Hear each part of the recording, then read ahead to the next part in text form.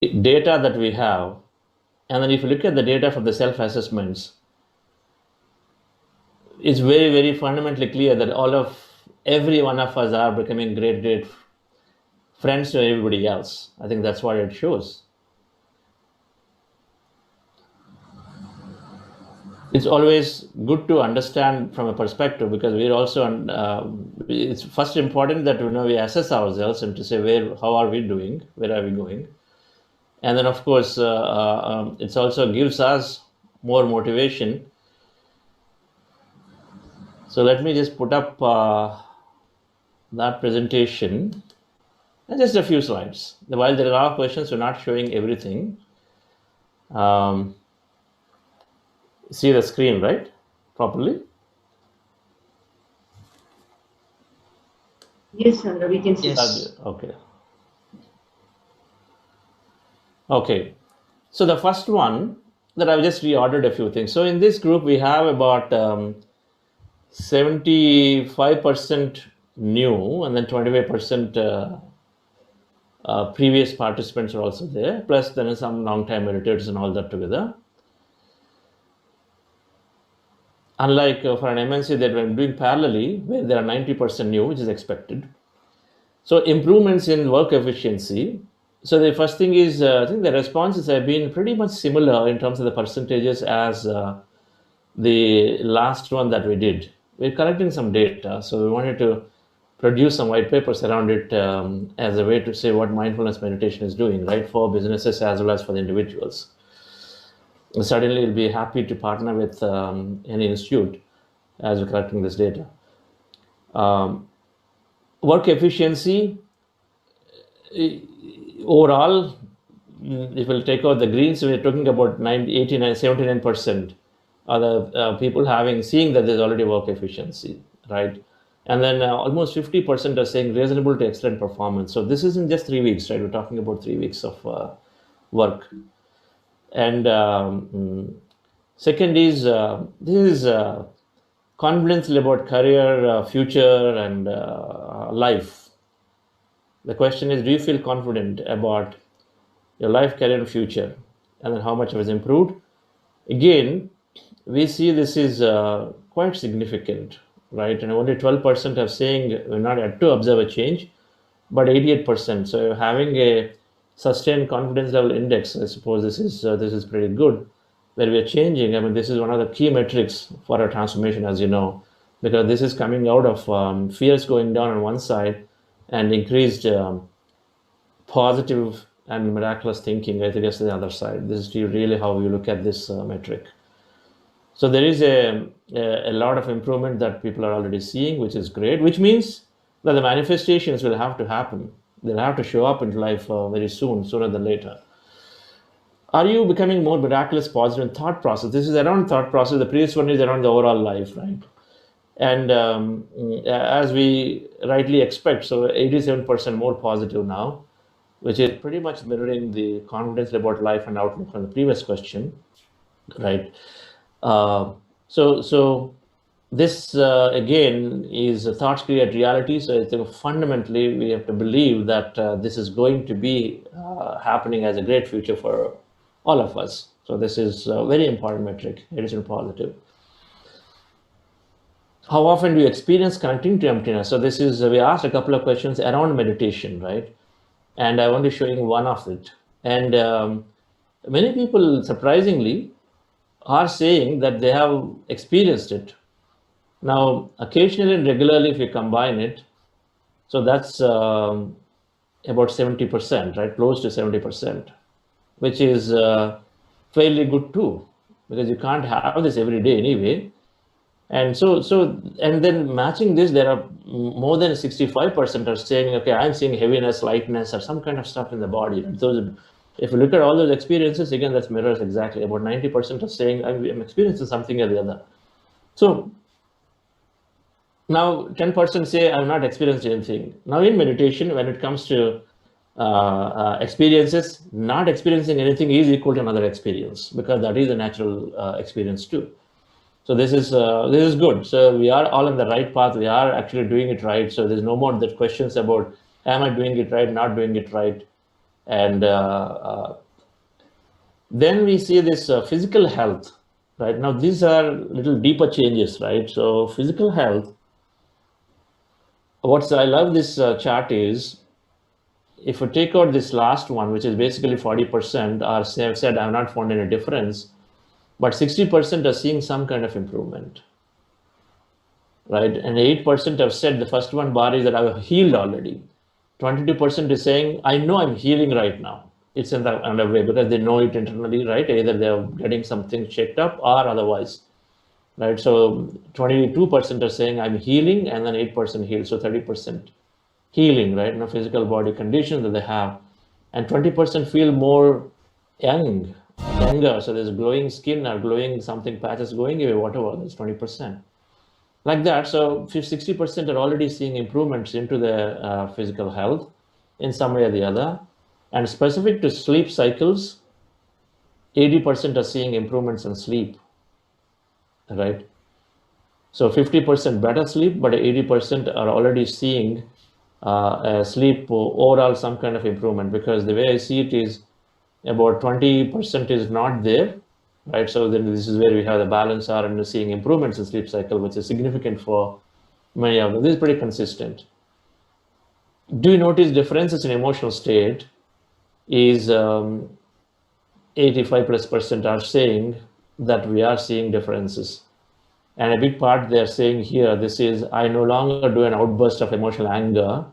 55% are saying I no longer do that, or at least they've noticed remarkable difference. No longer is obviously an absolute statement, but I notice remarkable difference is fundamentally great, right? So we are helping ourselves. So with this one, and then being positive outlook, and we have other questions around building relationships and how you trust people. So then again, more than 80% say now we trust people a lot more than before. They're saying we're actually now trusting, we can go out and then form the relationship, because that's one of the important emotional skills, and outwardly social skills are engagement. And more than 80 are saying that we are now trusting people more. So not having anger, trusting more, and then having a very positive outlook for life and a thought process, and absolutely we are on the way to having those great friendships with people around. I think that's an amazing thing to see. And the last one I wanted to say is a learning and grasping ability. This, like we heard from Patriji yesterday, how much important it is to be reading books, and I'm happy that so many are telling us that they are interested to learn more, which is great. Which is great, because we are always saying that 50% is meditation, 50% is constantly learning new things, either by reading or by listening to videos or audiobooks, whatever, watching videos or audiobooks, listening to audiobooks, any of them, right? So this is great. Only 17% of some of these. I guess I need to count these two. We need to count these two. We had to go through it, but we've not gone through each of the individual ones, what they've written. But at a broad level, we get the picture that about 80% are expressing that they are interested in learning more. This learning, knowledge is precursor to experience. Knowledge is precursor to the experience. So if we are learning, then naturally we are going to have a new experience. And a new experience means a new enjoyment. A new enjoyment is how our psyche is developing, and then accordingly we are getting better. And every time we have a new experience, new enjoyment, then we obviously feel better, get better, right? And knowledge is the precursor, and then we are on that path. And if there is one takeaway from this course, apart from being regular from meditation, is about constantly learning, dear friends. So this is, we'll take some observations from our leadership team towards the end. And thank you so much for giving your responses. We got about 350, I think 340, 335 or something responses, right? So, which is a fairly good sample, which is about more than 75%, so about 75% of what we consistently are attending right now. Here, of course, many are attending outside. Onto the Zoom that many are attending. So we've got a good sample here to see and then measure it. And it is consistently matching with our past cycle too, so this is great. So it is not a one-off thing. That's also looking to measure. It's not one-off, session because of something and happened, but it's not. It's consistent. So with that, dear friends, if this meditation is giving us so many benefits, so shall we go in once again into the session?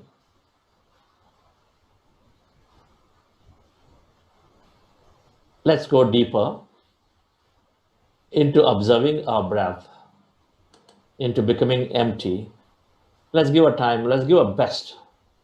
Today is a Sunday, relaxing, so let's give our best to this meditation. And then we put a strong intent that I am going into this emptiness and I'm connecting with that emptiness. I'm experiencing my wholeness. So those of you who are new, we are doing breath mindfulness meditation where we observe a normal, natural breath with our eyes closed. Fingers into fingers like this. Rest your hands comfortably in your lap. Cross your legs. So we cross our legs, we rest our hands, fingers into fingers, comfortably rest in your lap. Close your eyes with specs removed. And then we observe normal, natural breath in any part of the nose, or wherever that you feel comfortable, but this is better. And take a point and then observe breath is going in, coming out. And as we do that, there is a relation. Our mind starts becoming slowly empty of all thoughts. Our goal is to empty our mind. And when we empty our mind, then we are becoming one with everything around, that emptiness all around. According to quantum physics, we are 99.99% empty, and we will experience that emptiness. That's our goal. Thoughts keep coming when we are meditating. It is absolutely okay to have the thoughts, and then our job is to bring our attention back onto the breath. Again, you will go off into the thoughts. You'll get lost in the thoughts for maybe a few minutes to whatever time, and then the moment you realize and come back, music is there and guiding, so both of them will help to break the thought and come back to observing the breath.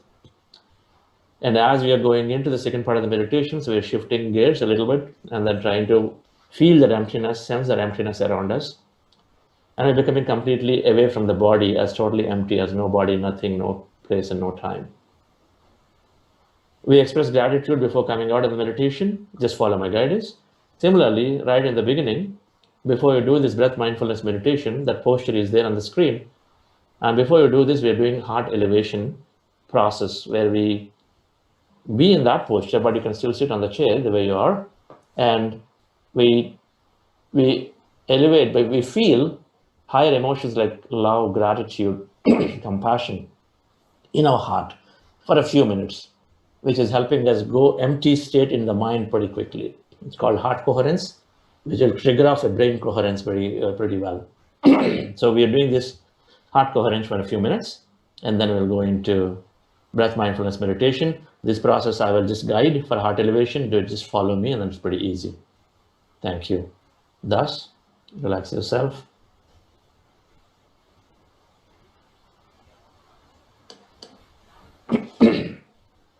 Sit comfortably.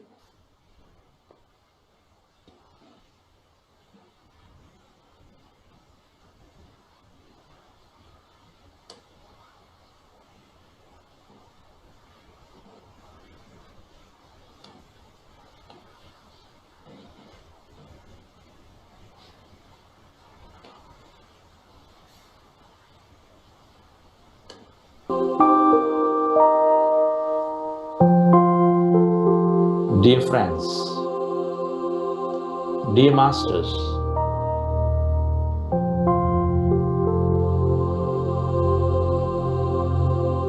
with your eyes closed, keep your hands on your chest area. Rest your attention on your breath and on your sacred heart. Take a slow, long, relaxing breath. And can you feel your beautiful heart?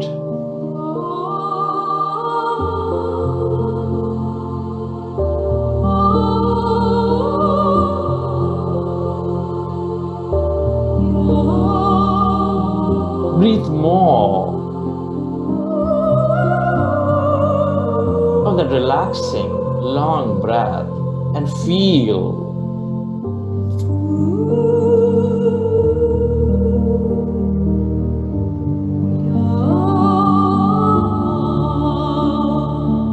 that sacred heart,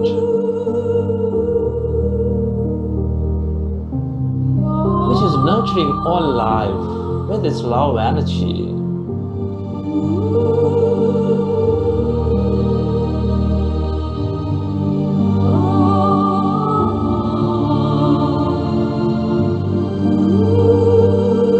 Breathe more and feel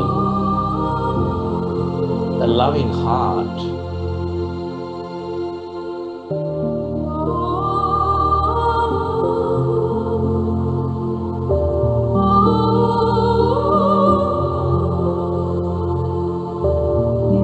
With great love for life, bring yourself into the present moment as you feel your heart.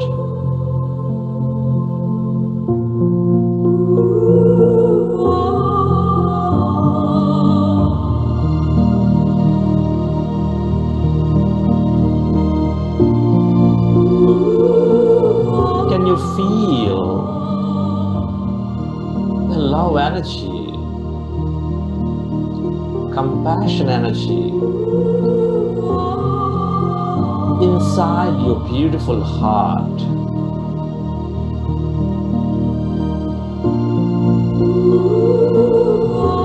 Relive a moment from your life of love, of compassion.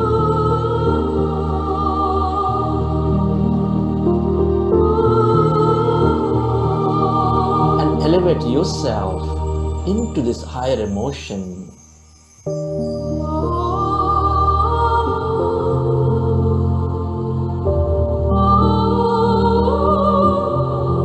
Feel more of the love,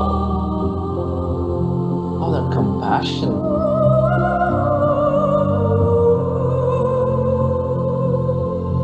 And allow to expand your beautiful heart.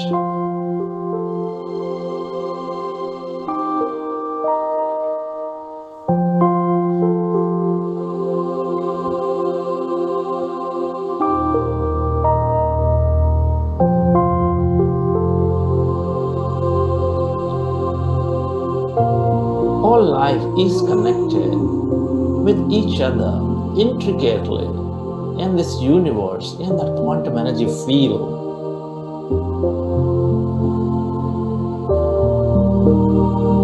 Inherently, we're all energy beings.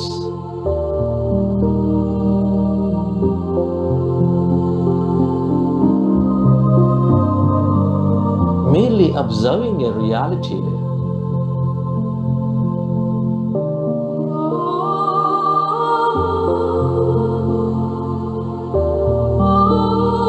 On this physical plane. The way of the universe is to bring order and coherency with the heightened emotions of love, gratitude, compassion, joy, adventure, bliss.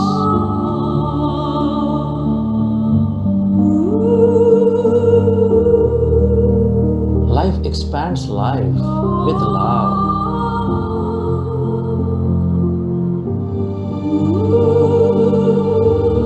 Life connects life with compassion. Feel the love energy, compassion energy inside your beautiful heart.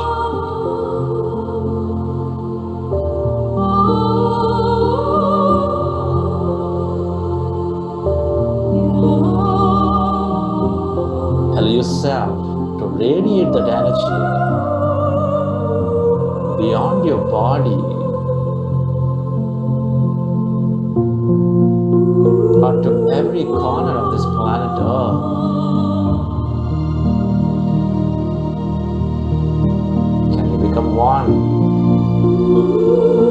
things and everybody.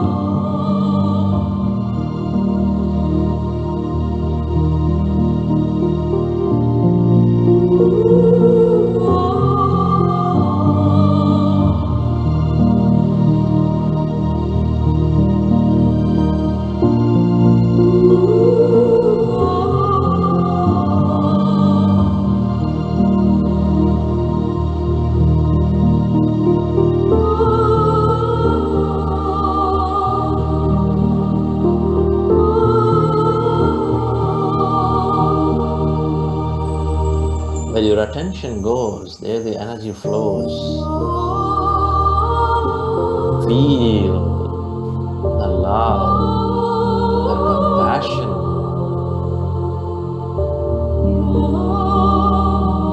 inside you. Feel that energy all around you.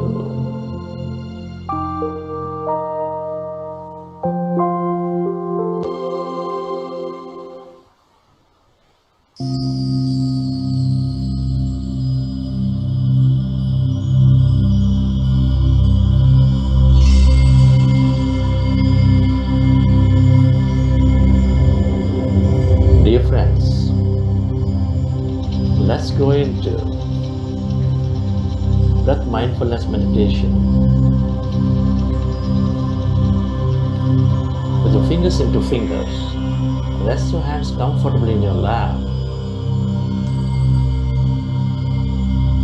and observe your normal, natural in-breath and the out-breath.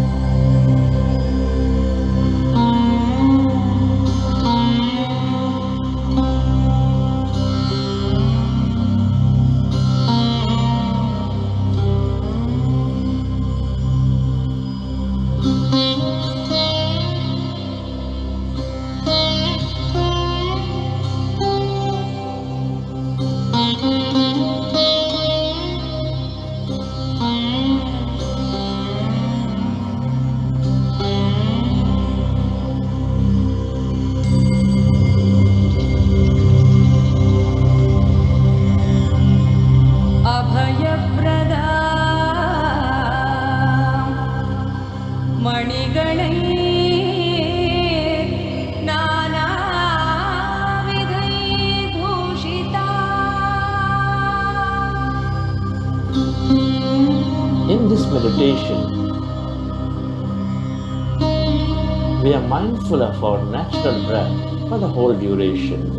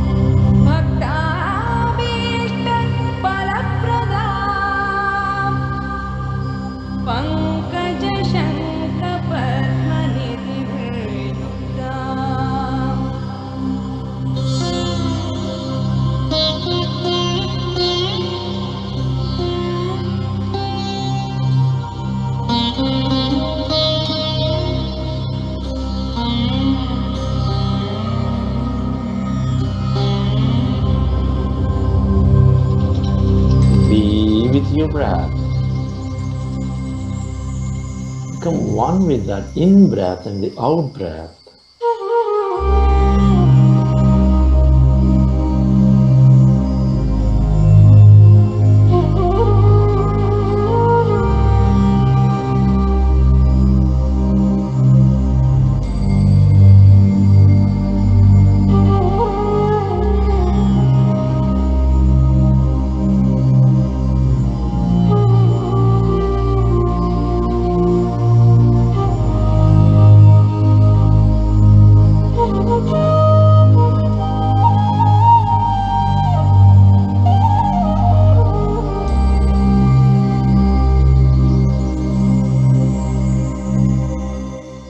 अभयप्रदा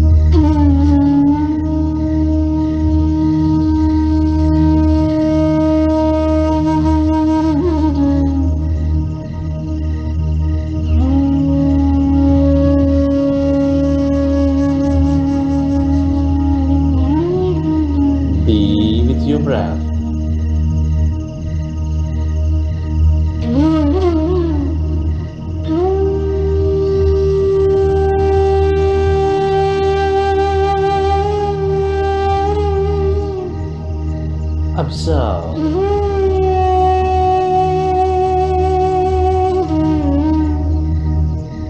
Your gentle in-breath and with out-breath.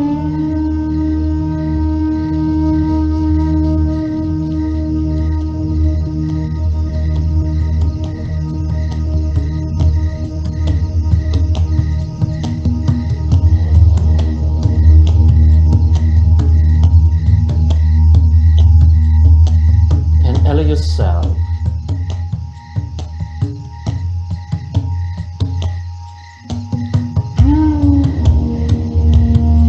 slowly and slowly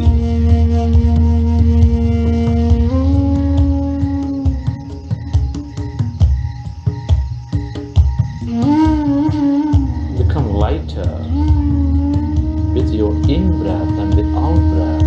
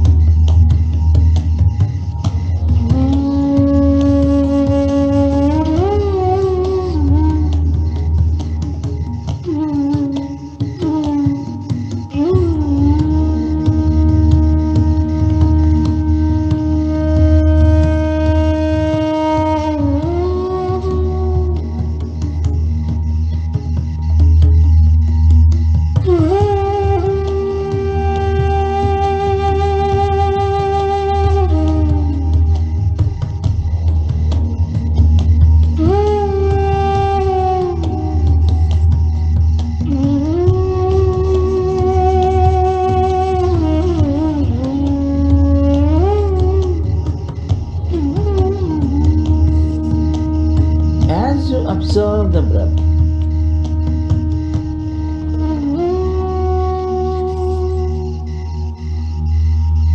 tell yourself,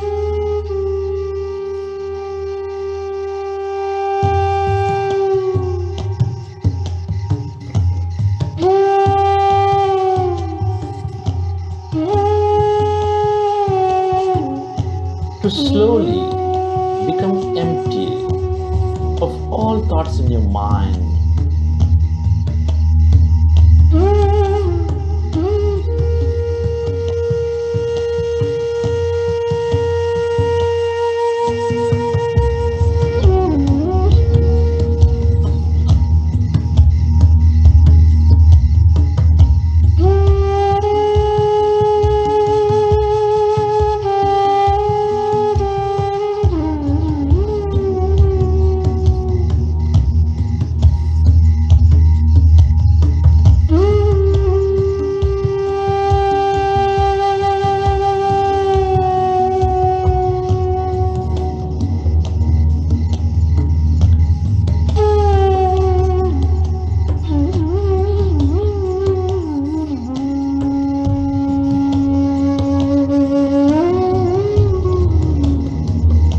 As your mind is getting empty,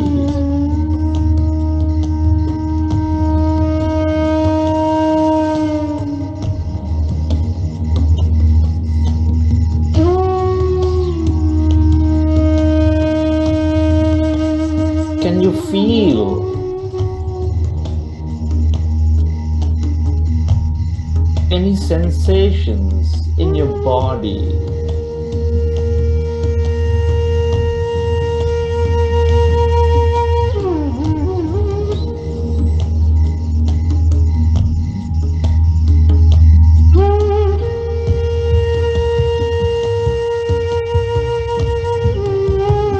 Feel emptiness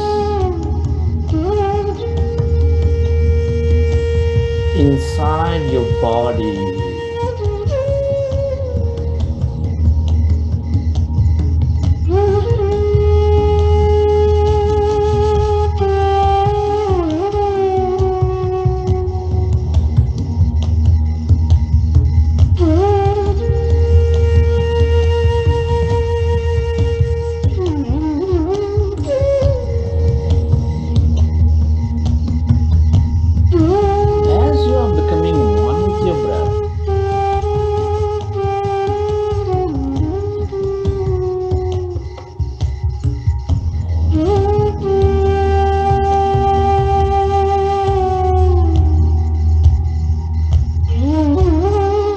Become aware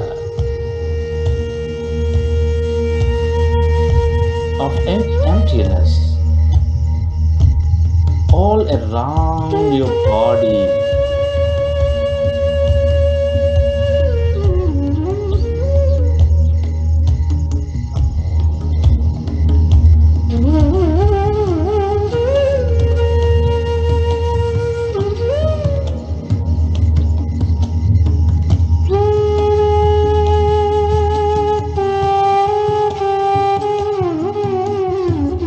Yourself to go deeper and deeper into this emptiness,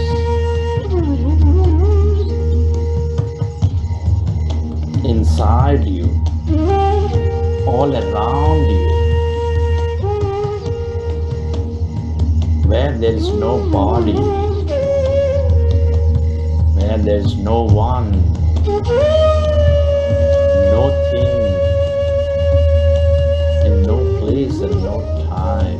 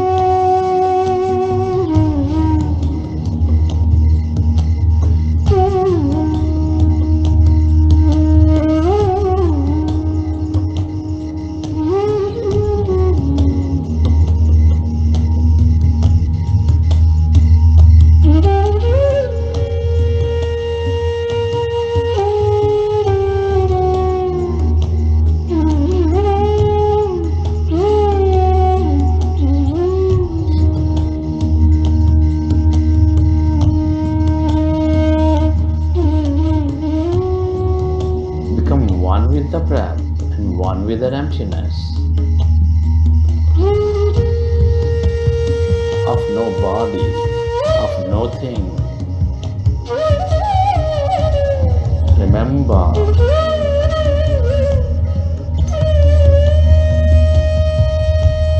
we are less of matter, more of energy.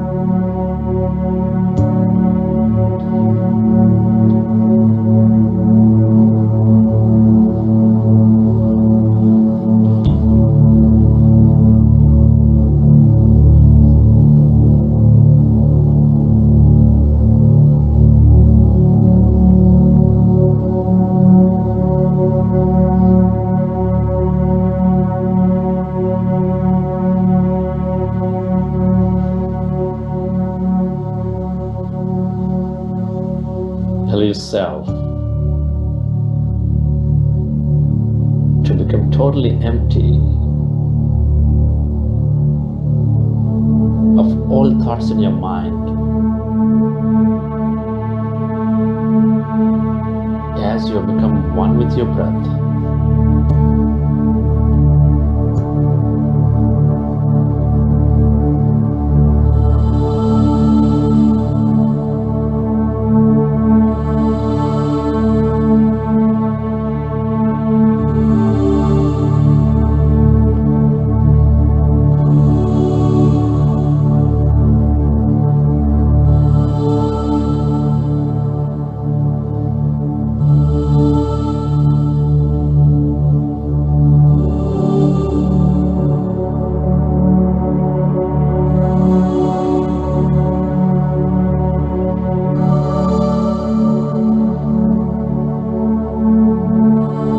Energy.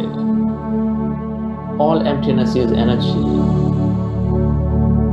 In the quantum field of infinite possibilities,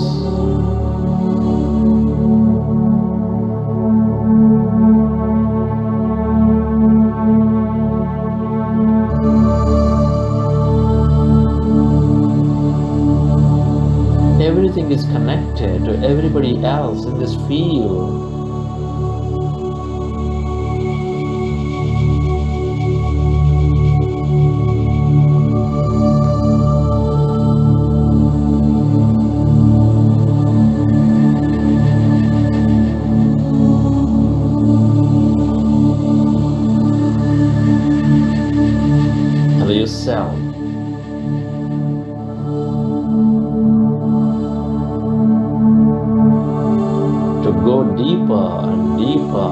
into that emptiness and be with that energies.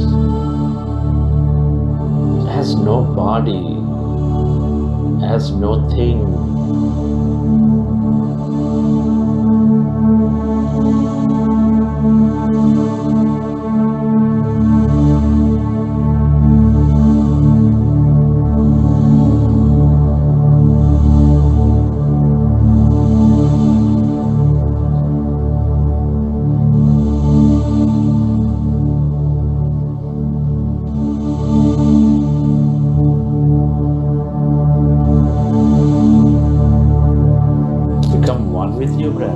Into this emptiness and tune in to the abundance of healing energy, mystical energy, miraculous energy, empowerment energy, love energy, or whatever that you can become aware of.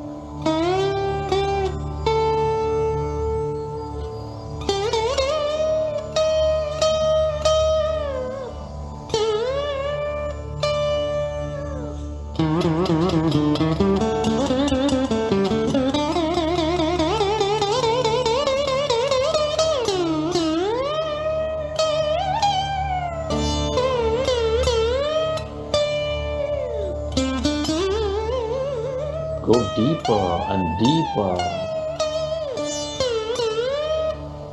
into yourself.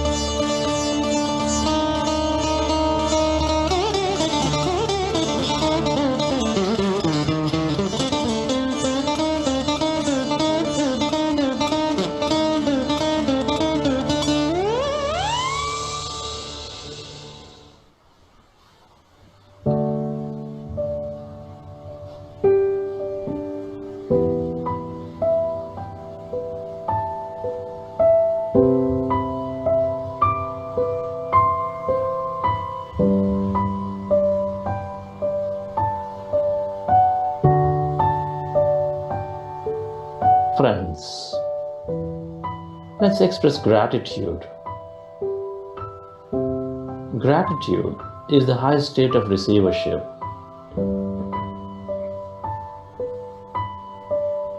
Be grateful to your parents. Be grateful to all your teachers and mentors.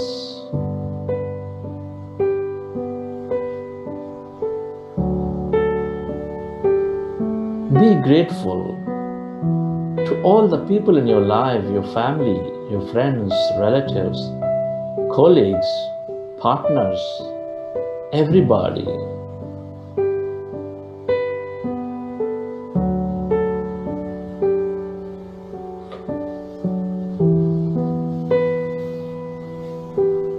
Be grateful to this grand nature, the bird, the fish, animals, earth, moon, the sun.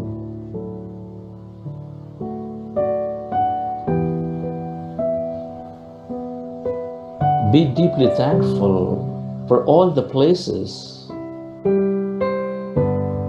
and all the things, the technology. Be thankful to all the systems, the governments, companies, the servicemen.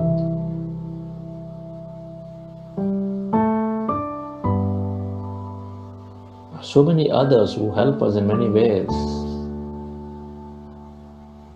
Be grateful to yourself and to this intelligent universe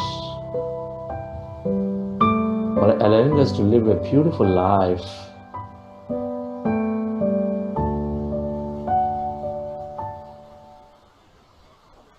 All is well, I can rest. Relax your body. I am safe. All is well. All is well.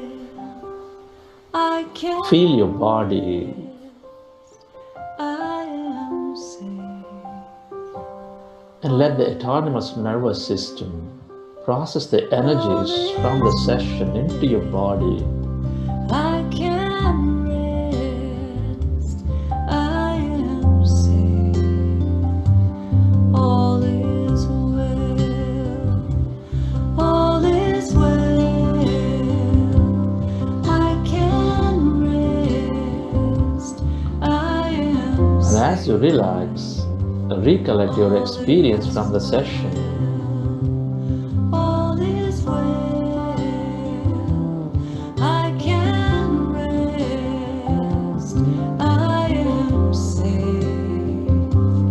All is well. All is well. All is well.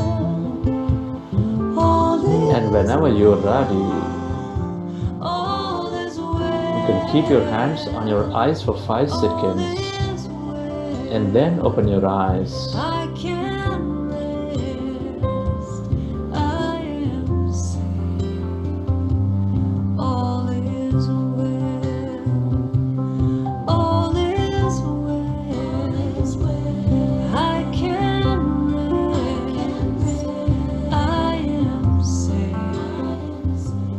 All is well. All is well.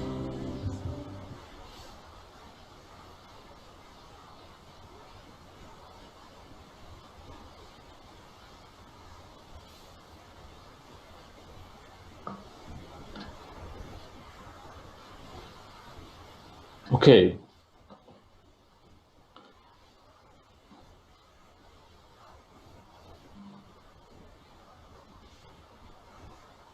That's a great session.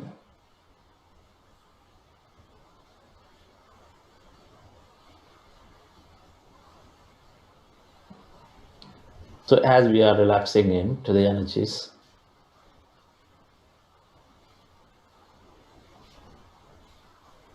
we will tune into the two leaders who are going to share their experience.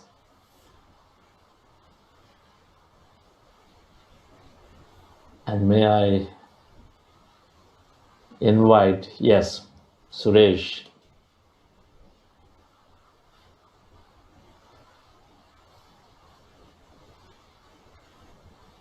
One second. Yes. Sheetal? Hi, very happy morning to you all.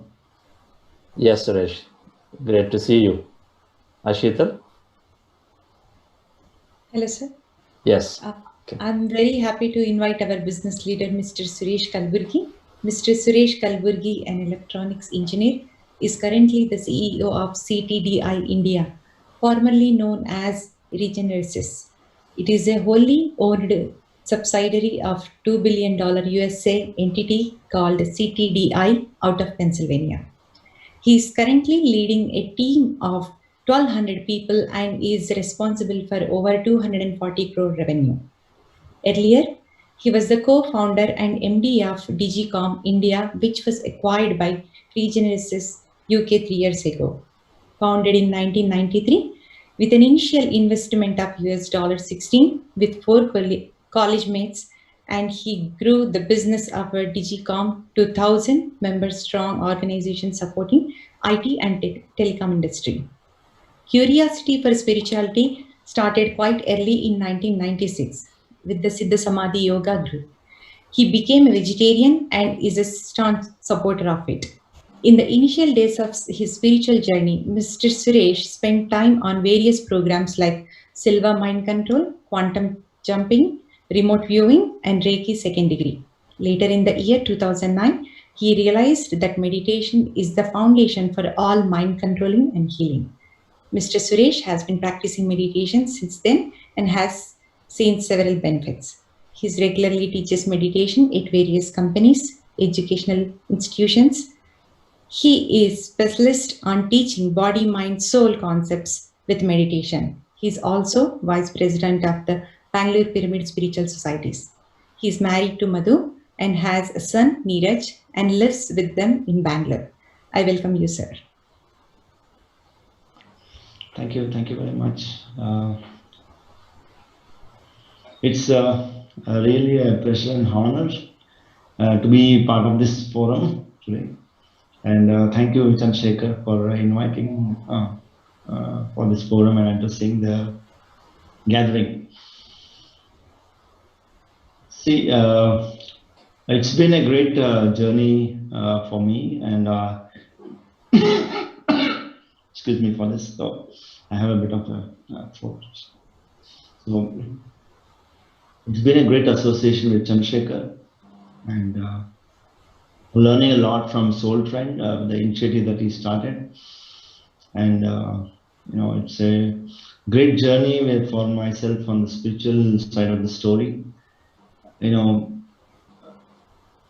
be expressive about what is that I foresee or I have seen as a change in my life and through spiritual journey or through association with meditation and meditation practices is that the biggest thing is that the presence of mind, right? So the presence of mind is the biggest gain that I have seen personally in my life, right? Being in the present moment and not really pondering to what is in the past or what is gone is going to happen in the future, right?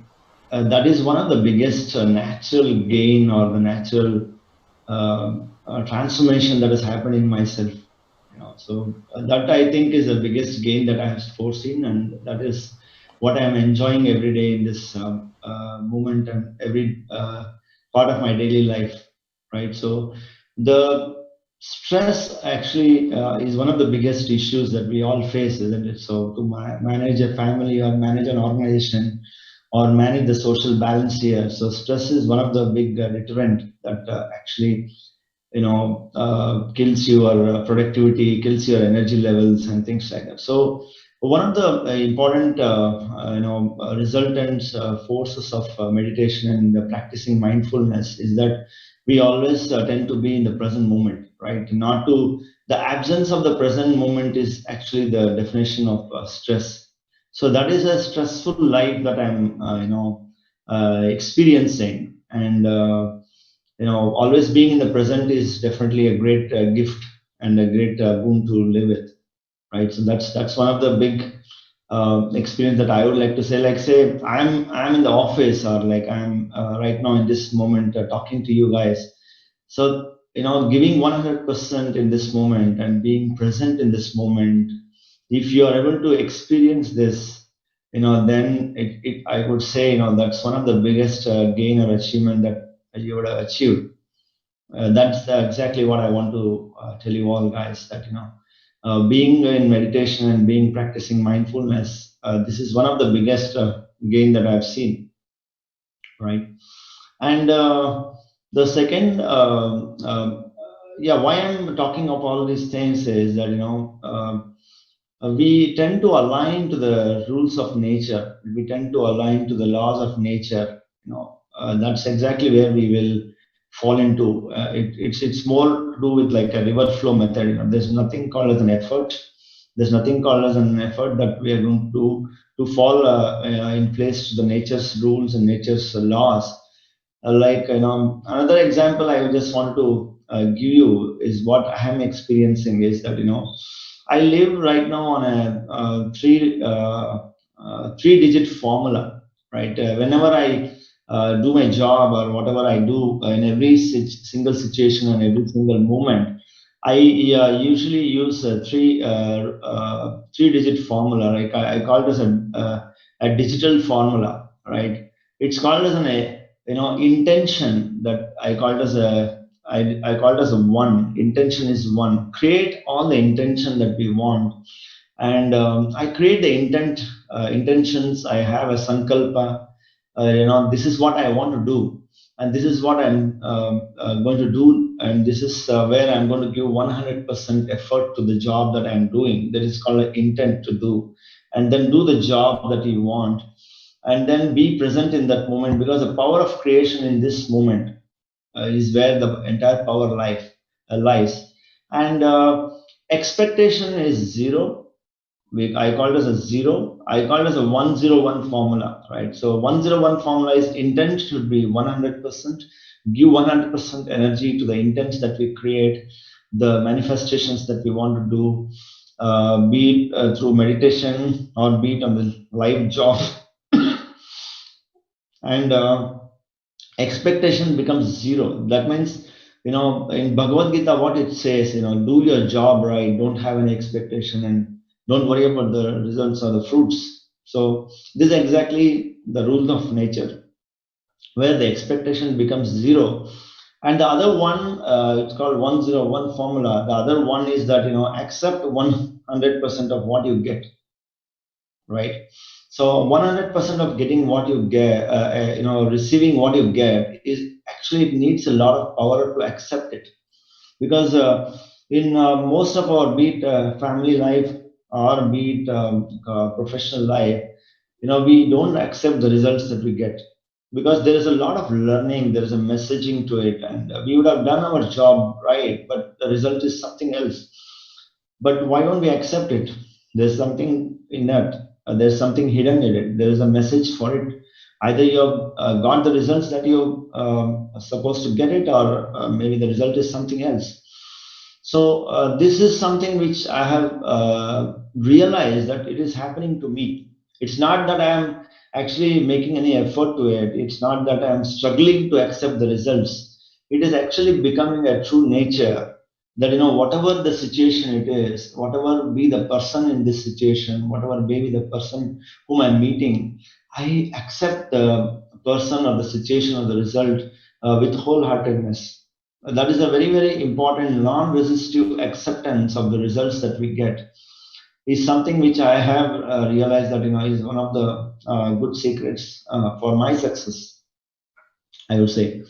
Right. So I would again repeat it. It's called as a 101 formula. Intent, create the intent you want with 100% energy.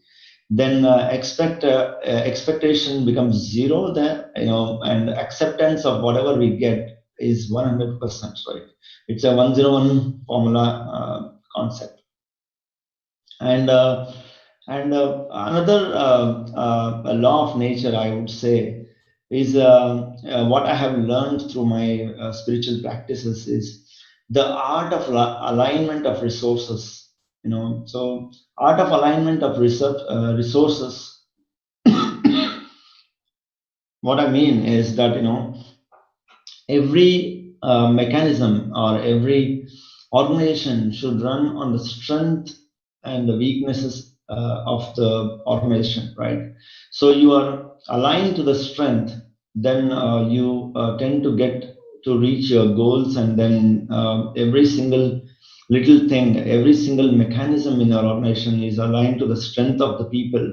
Then automatically you don't have to drive the mechanism. It works by itself, like a perfectly built automobile, right? A perfectly built automobile, right, it works because it is aligned to the strength. Like the screw is perfectly fitted, it is aligned to the where it is supposed to be fitted. A steering is used to steer the car, the wheel is at the place of the wheel, and the gearbox is at the place of the gearbox, right? So it is definitely aligned to the strength. That's why we are able to drive the car successfully, smoothly, and reach the destination. So this again is again I realized it that this is again become my strength, that I am able to find the right strength in every single resource that we meet. I am able to align those strengths of an individual to channelize those energies for the right and betterment of the company and the betterment of the people who are working for the organization. So the mistaken identity, if we drop the mistaken identity of a person, right, then we tend to align them, and then the art of appreciation comes by itself, I would say. Because if I don't criticize a person for not being a chair, and because he is just a table, so it's my mistake of whether I've identified him as a chair or a table, right? So if I can identify what is the strength or weakness of a person and align to the strength of a particular person or resource, then automatically you don't belittle a person, you don't discourage a person, you don't criticize a person, you don't make them feel humble, right? So that's something which I would say it's a great achievement in itself, because these are the characteristics, though we will tend to learn from a lot of B schools, or maybe through other mentoring and coaching, but has it become your true nature? Has it become our nature, right? So these practices has definitely given me these strengths, right, in my life, that the art of alignment and the art of identification of the strength of the people, be it 500 people, be it one person, right? It's always about talking right about the person, right? So this is something that I just wanted to share up. And one more, sorry for this, just coming out of a dry cough there. And so another thing is that adaptability, right? Adaptability is again a nature. Like suppose we have a very heavy raining day out, right? So I don't really go and blame the rain, that you stop and then I'll change myself, right? So I always take an umbrella, enjoy the rain, as at the same time go out and be at the place where I want. Or if it's very cold weather out there, right, I adapt and wear a jacket on top of it, and still go and enjoy the chill weather, have the food that I want, or just be with the friends where I want supposed to be. So the very nature is the change, the very nature is adaptability. So adaptability is again another thing that I've learned, and then that actually is a great tool and the true nature to be in, right? So adaptability is again gives the strength that we want, and then we don't blame the whole world that this is not right, this is not good, this is not happening, that is not happening. That's not going to work anywhere. So it's all up to me. It's my perception to the world. It's my adaptability of the situations, if adaptability of the opportunities that we have, and channelizing it in the right way that we want is what is actually going to get us success or not success. So that's something that I have seen, especially because I would say this is more relevant to the corporate world that we are living in today, and the changing times that we are seeing. These are some of the byproducts that I am seeing right now. So that's the message that I would like to share with the friends here today. In case you have questions, so maybe I'll open up later again. Thank you, Suresh. Very neat, very clear in your thought process. No wonder you are running a successful business. You've been very successful. You were running your own company for a long time. You guys were college mates. I think you came out of college Yeah. and then you started your company. And as I understand, you persisted with it, and then you've seen the success, even though it is longer, but they persisted, seen the success, got acquired, and then now you're in a big company, and you are adapted yourself to a big company, not only just a independent individual doing things, but being able to work with people. I love your aligning to the aligning to the natural formula, nature laws. Yeah. Because it gives I've learned based on what you're telling me, a skill that I have, that identifying the strengths of people and align to them. I never articulated the way you articulate it. It's great. I think, yes, meditation is giving us the ability to identify the strengths of the people automatically. So we align them. So naturally, you never have to even pull them up or question them or ask them. Instead, it's work is happening naturally. So that's great. Yeah. Brilliantly said. Thank you. Thank you. We'll take the Q&A questions towards the end. So let's go to. Thank you for taking time. I know you mentioned you have dry cough. I said, let's come in here. So you have one more weekend left. Thank you for Sure. that. Yes. Thank you. Sheetal. And we will invite now one of the very, very respectable leaders in the modern times in India, of Padma Shri, Dr. Ramnisa. Sheetal. Yes, sir. It is our great privilege to invite business leader Padma Shri, Dr. R.V. Ramani. Dr. R.V. Ramani, founder and managing trustee of Shankara Eye Foundation, India, has been awarded the prestigious Padma Shri Award from the Government of India in recognition of his work in the field of medical service. In the year 1977, Dr. R.V. Ramani set up Sri Kanchi Kamakoti Medical Center, which later became Sri Kanchi Kamakoti Medical Trustee, a registered charitable trust in India. Through this trust, he, along with his wife, Dr. Radha, established a network of 11 super specialty eye hospitals across 7 states in India, and 2 more are under construction. Dr. R.V. Ramani is also a member of Board of Governor, Medical Council of India. Dr. Ramani has been practicing breath mindfulness meditation formally for the past 3 months. Now we welcome you, sir.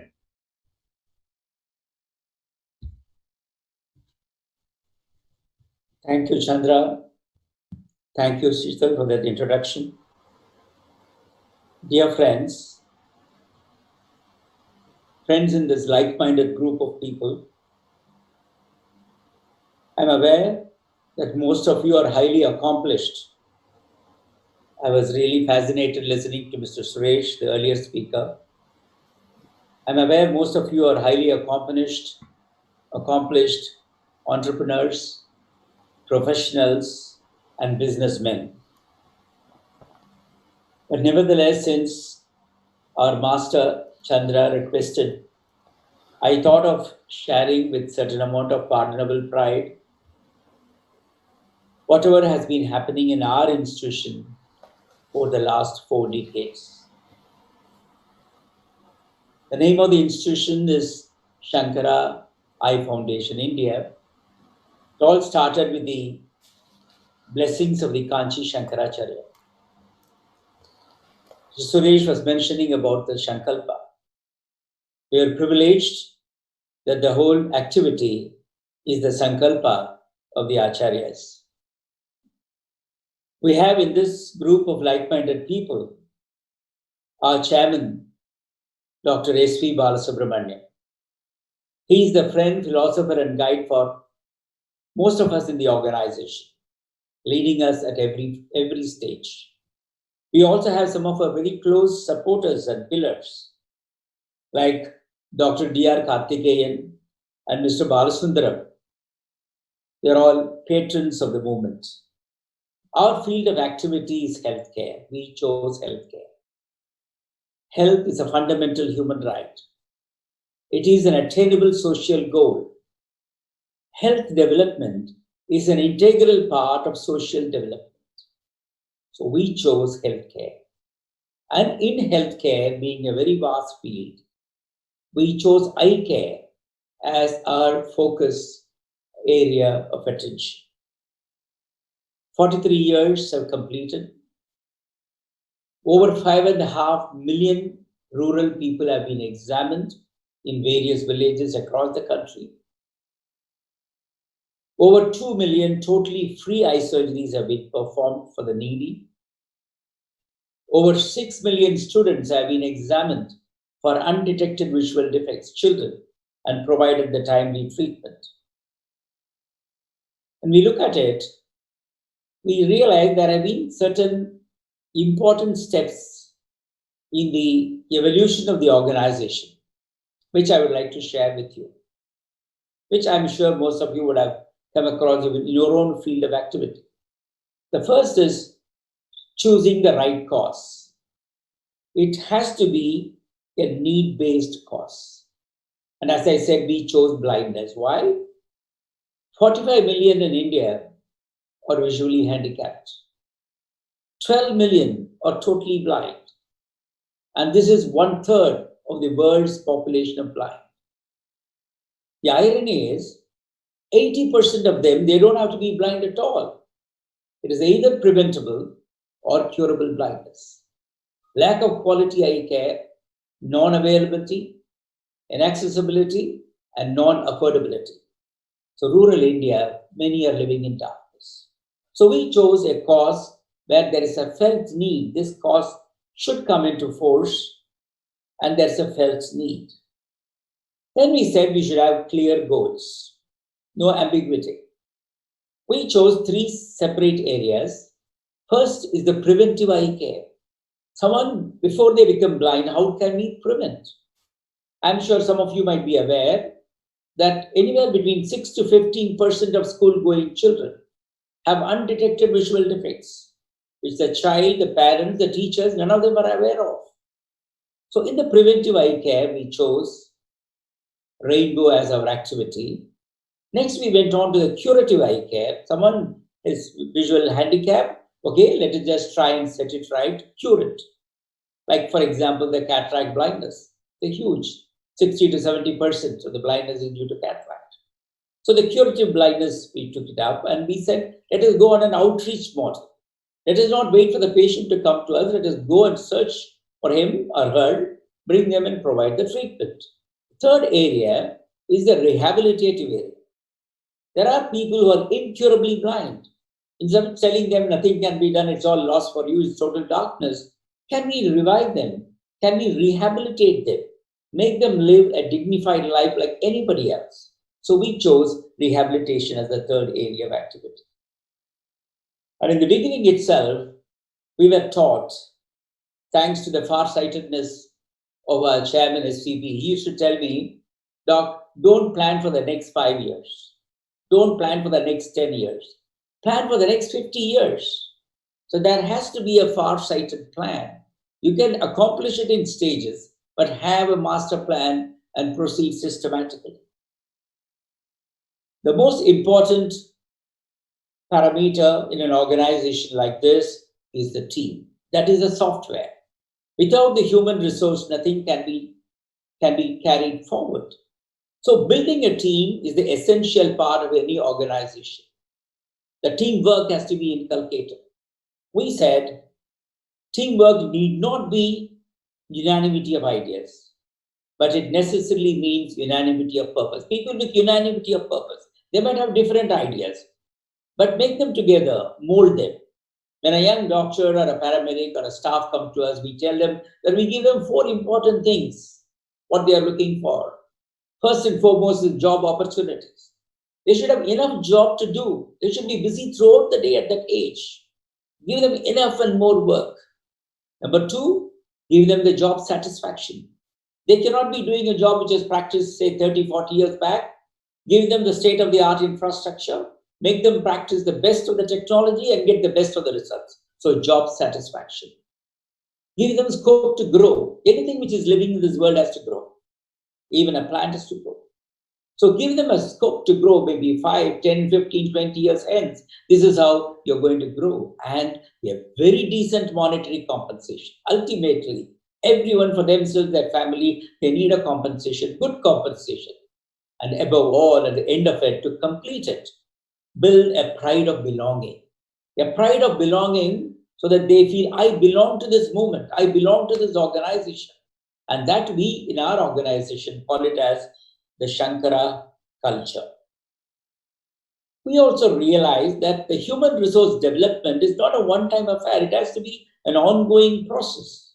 So we established Shankara Academy of Vision, our capacity building arm, where we train not only the postgraduates as a teaching institution in ophthalmology, we train the optometrists, the paramedical staff, the entire gamut of human resource.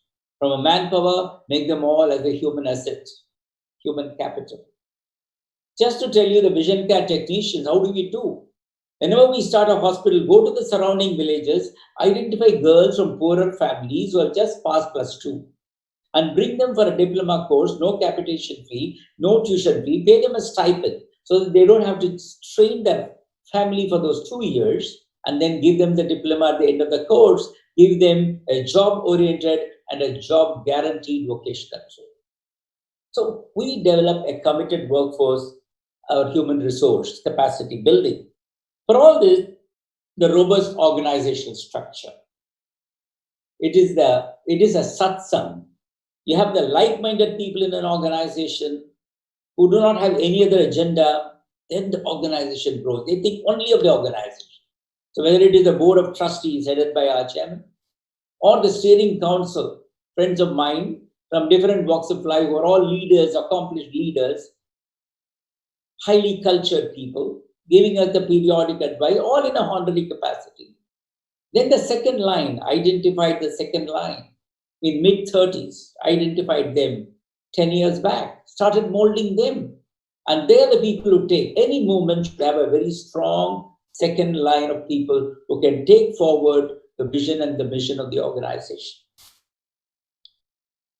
We also said process and systems are very important in an organization. As we grow, without process and systems, most of the IT people would know much more than what I can talk about it. But what we did in Shankara, every institution functionally we divided into 7 verticals. For each vertical, we brought down 7 key performance indicators. On 1st of every month, every institution's unit head senses the balance scorecard for all the 7 activities. So a very clear picture, what's happening, what is not happening, where is the deficiency. And we made all the hospitals connected 24/7 thanks to the technology. We also realized that a movement, even if it is a charitable movement, it has to be self-sustaining. It cannot be just dependent on donations forever to grow. So we designed a unique model of 80:20, where 80% of the beneficiaries are the rural poor who get totally free eye care. The balance 20% are the rich and the middle income, the affordable sections, they pay for the treatment, thereby make it a self-sustaining model. Support from the society automatically, when there is a good cause, when there is a transparent approach, people come forward automatically. They are looking for opportunity. And that is the way the society join hands. And above all is the divine grace. That higher intelligence who is always ready to help, then things happen. Friends, reward, though we do not do things expecting the results, but rewards always encourages us. I would like to share with this group of friends over here the kind of reward what we have been getting way back in 1996. Just to give you one example. There is a child from a small little village near Velu, baby Michael. Child unfortunately lost the mother soon after the birth of the child. The child was born deep inside the Bargur forest, which is bordering Tamil Nadu and Karnataka. And the illiterate tribals thought he is an evil child. And to cure him, they poured a concoction on him and he was blinded. One of our volunteers from abroad, Jennifer Travis, saw him, brought him back to Shankara in 1996. Those days we were getting one pair of eyes as donation once in a week. We examined Michael, one eye is totally gone. The other eye had just very little chance of getting back vision, just 2%. We kept Michael for 3 months, got a good quality donor eye, did the transplant, corneal transplant. Third day after the bandages were removed, the child was inside the room. He just slowly opened the door to see what the kid was doing. Believe me, my dear friends, the child was sitting on the cot. He was keeping his hand in front of his operated eye and he was just moving it up and down. The child was seeing light and movement for the first time in his life. Could you imagine what would have been our feeling at that time? Millions will not give you that satisfaction. That is the kind of reward it encourages us. You give vision to a child, you give next 80 to 90 years of productive life. You give vision to an adult, you make him or her the breadwinner of the family. You give vision to an elderly couple, you make them independent for their day-to-day activities. They don't have to strain others in the family, other breadwinners in the family. So this is something which has been encouraging us. Friends, we all should, the universe gives us a lot of opportunity. World, there are a lot of opportunities. We have to look for opportunities. Nature is the best teacher. The rain, the drops of water that comes from the sky, it just falls on that particular shell which is open and then turns into a beautiful pearl. In order to receive that drop of water and make it into a pearl, the shell should have an open mind, should be waiting for it to take the opportunity. Similarly, we all should look for opportunities. And whenever that good opportunity comes in our life, take it and develop it. Friends, right from our childhood, we have been said that as we a healthy mind and a healthy body. This is what we have been hearing time and again. And what our master Chandra often says, it is the physical quotient first. And then you go on to the intelligence quotient, where you try and develop your knowledge, acquire enough and more. Then you reach a status, get into the emotional quotient, develop good relationship around that satsang around, and then the spiritual quotient. At that stage, it becomes a meaningful life where we can make a difference to the society. The realizing the inherent divinity in man and making it manifest in the way of life is what is ultimately all about the exercise we are doing. Last time, I read a small little note by Martina. It is so powerful. I would like to read it for all of you. Maybe permit me a few more minutes. Martina Navratilova, the A-star tennis player, once she was asked, how do you maintain your focus, physique, and sharp game even at this age? She gave a humble reply. The ball doesn't know how old I am. You need to stop yourself from stopping yourself. Yes, you need to stop yourself from stopping yourself. Even game in life is actually played on a 6-inch ground, the space between your 2 ears.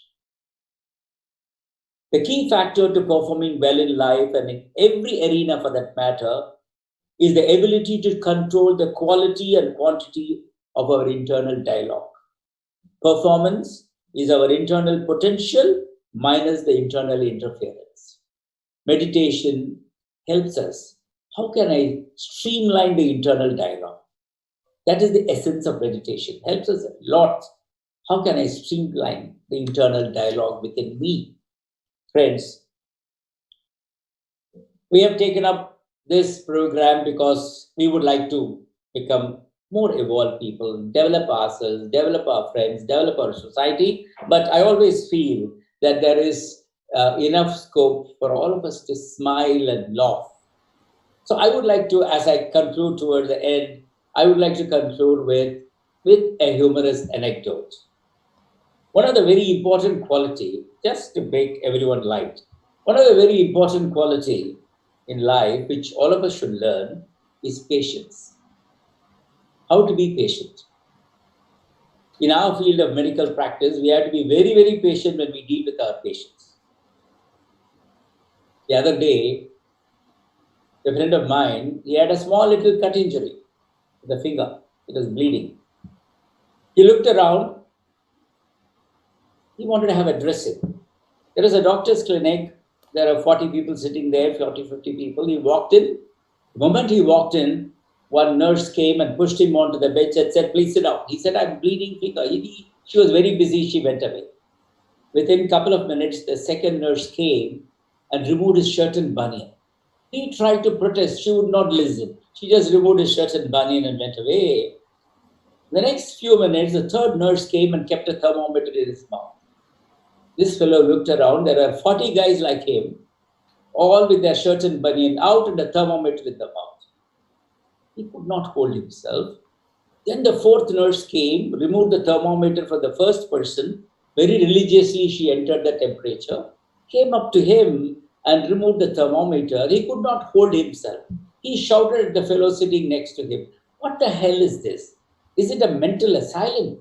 I came for a cut injury and this is what they did for me. I'm going to complain to the chief doctor. That man said, his neighbor said, be patient. Look at me. I am the postman for this region for the past 25 years. Every day I come, they remove my shirt and banian, they keep a thermometer. At the end of that, I give my post and go back. This is for the past 25 years. Just for one day, why should you become so impatient? My dear friends, actually patience is the essence of life. We all need to be very patient because there are different circumstances. I conclude, the time is up. I conclude, I was an exchange student in 1980. At that time, my host family in US, I just saw a beautiful definition of life. The famous thinker Harry Emerson beautifully defines life. He says, what is it to have lived?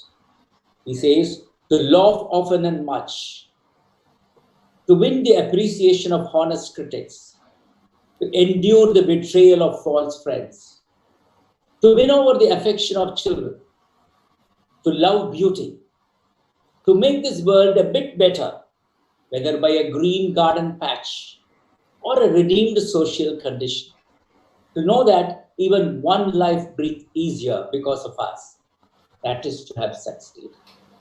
Dear friends, there are millions of opportunities to make millions of lives smile and be happy. And meditation is a great tool to further complete our process, perfect ourselves, get into good satsang, and see what we can in our own little way do to the world at large. Chandra, thank you so much for this wonderful opportunity to interact with like-minded friends in this wonderful group. Thank you. Jai Hind. Sir, thank you so much. That's an amazing speech. There are so many dimensions to your speech. Your message is so many dimensions. On one side, we know exactly, the way you put an 11-point formula, I wrote it down, and I'll type it for our team, and then we'll send it. But the 11-point formula, no matter what it is, a business, and then you highlighted a few things around even bringing the team together. You said you just took it out. You said the moment we align people on a purpose, and you hire them, you bring them on a purpose, then everything else is gone. They're already aligned. And so there is that dimension about just to be a successful business, what needs to be done. I think this is amazing. Then you said non-profit, the passion at which after 43 years, the passion with which you spoke about it in 10 crisp minutes, it just shows that the amount of passion that is there to drive. And then you mentioned non-profit need not be just something else that you just run on the side.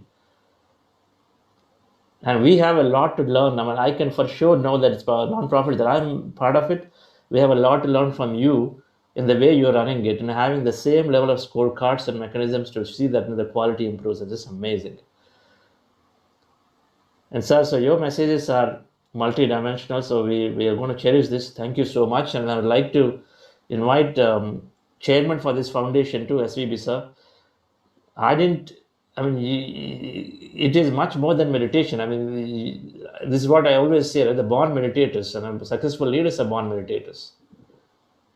It all comes from our past. We are reincarnating again and again. So naturally it's coming from there. So it doesn't have to be that one has a meditation, because we are built into that meditative nature. And thank you, sir, for acknowledging what we are doing. And then it's been very, very encouraging for me and from all my team and everybody to have you be part of us. And I'm deeply grateful to SVB sir and Karthikeyan sir for this whole opportunity and awareness. Sir, SVB sir. Good morning, Chandra. I'm very happy to hear the experiences of both Mr. Suresh and Dr. Ramani. I would rather say I'm fortunate to have associated with Dr. Ramani. No, both of them, both Dr. Ramani and Dr. Radha, they came out very successfully with the gold medal in their medical education. Had they opted to go on for private practice, I tell you, they could have earned millions and millions of money, added many, many assets to their personal life. But both of them choose to do service, that service with quality, not just for the sake of doing service or social activity. They do it with the best of their efforts. I can say that the eye hospitals, which Dr. Ramani is now running, can be compared with any international hospital in the eye care. The systems, the management system that he has now brought in can also be compared with any international IT companies. And maybe it will take long time to explain how the hospital day-to-day working is going on. As he rightly said, that unique model, 80-20, 80% of the patients being treated with the money collected from the private patients is something I think which nobody ever thought of it, and it is working beautifully well. And though the hospitals are only now going to further in many other places, the demand for Dr. Ramani coming into many states, I would rather say it is very, very, very great. The state chief ministers are calling Dr. Ramani, please come to our state. We give you a free land, all facilities to put up the hospital. And same thing with the private sector also. I don't want to mention, maybe I may mention one example, Larsen T. Bro, the managing director, Subramaniam. He came by a separate flight to Coimbatore to meet Dr. Ramani, requesting to put up an hospital on behalf of the chairman at Surat. The entire expenditure, to put up an hospital, it cost about now minimum of 50 to 60 crores. They will fund the entire project and ask him to come and put up the hospital. Such is the case for the demand for the great work that Dr. Ramani and his wife and his team of doctors are doing so far as the eye care is concerned. That is why the government of India recognized him with the Padma Shri. Not only that, much more than that, he has been selected as a member of the Board of Governors of Medical Council of India, which normally is not possible for any ordinary person to get into it unless he has proficiency, he has got the capacity to recommend to various methods to be taken in the medical field in India. And such is the greatness which Ramani has been able to achieve through his service, social service, without any expectation for his self-growth so far as the material fact is concerned. I'm very happy to be associated with him, with Dr. Ramani, and the finer qualities that he has got to bring a team, not only among the doctors, among the friends, among the so-called, people who are willing to fund the project. People like, from many from India, many from abroad, like Infosys, like so many other big sources from Bombay. They are just funding it. Money is not a problem for Dr. Ramani to put at the hospital. Only thing to train the people from various parts of India, in the particular locality where he is putting at the hospital, is so great. I think to emulate him is one thing which will make India the great among the countries in the world. With his few remarks, because I can go on talking about him. He is about qualities. Very, very capable. A person lovable. He is a pride to Coimbatore. That's what I want to close my remarks. Thank you, Chandra, for giving me the Wonderful, opportunity. sir. What a fitting acknowledgement of Dr. Ramani sir's contributions as well as the personality. I think this is so great to know more about him the way you put it. Thank you so much. Pride of Coimbatore, pride of India. Sir, Karthikeyan sir, we could close the session with your comments, sir.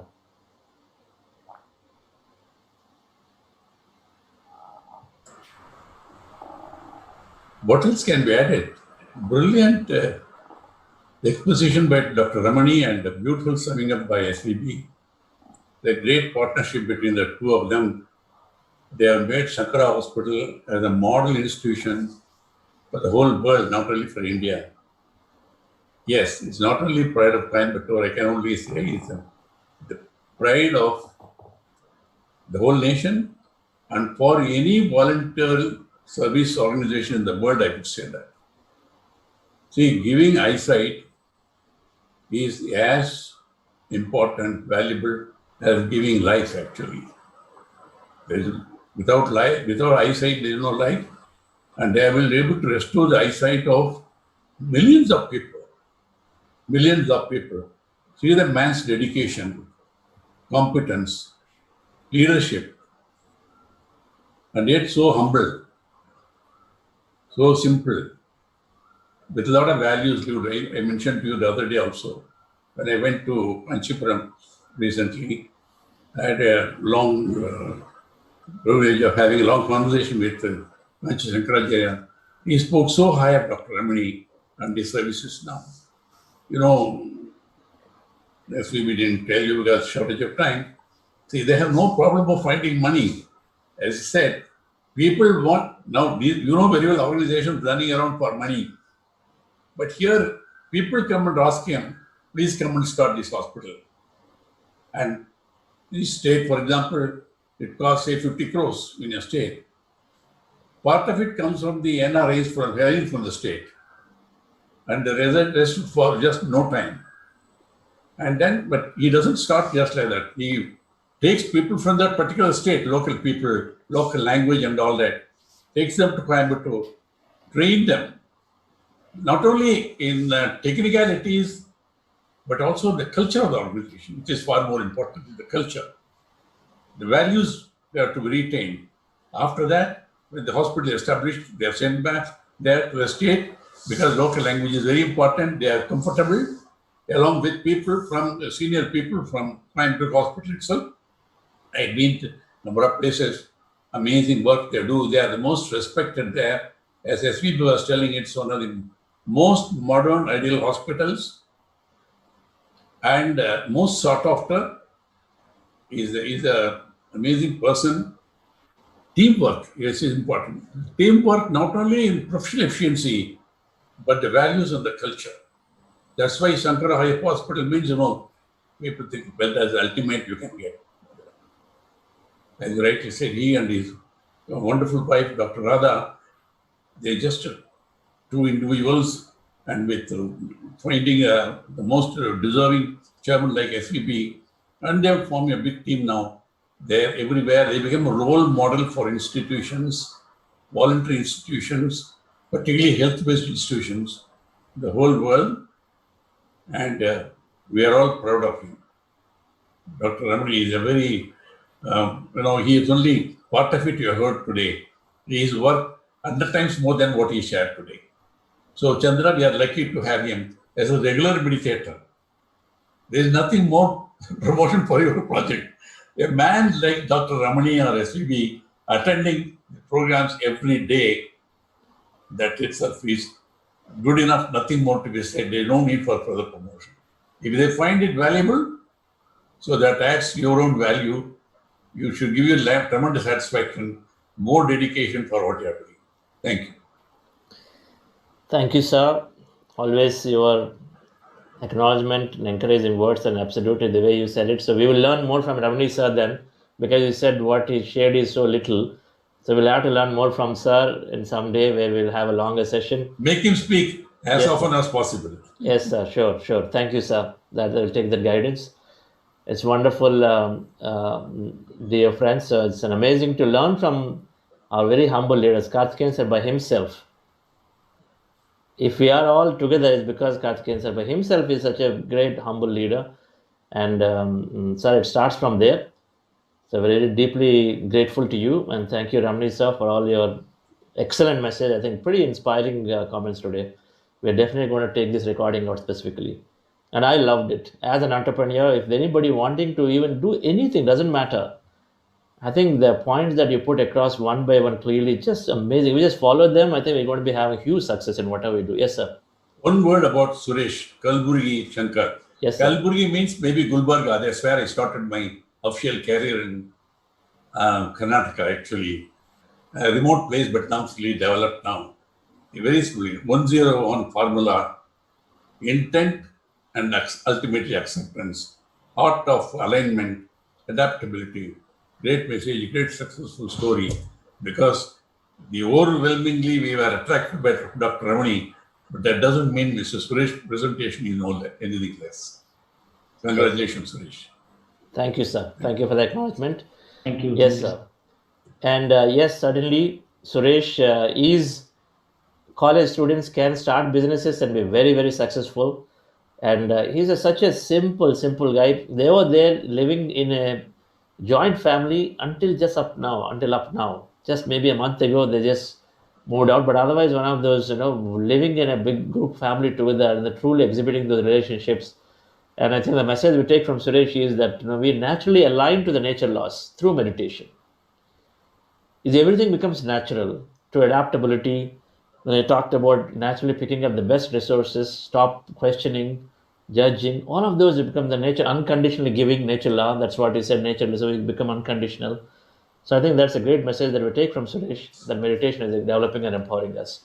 So dear friends, Suresh will be there for some more time if you want to have questions. And otherwise, have a great Sunday. And we have a longer meditation in the evening.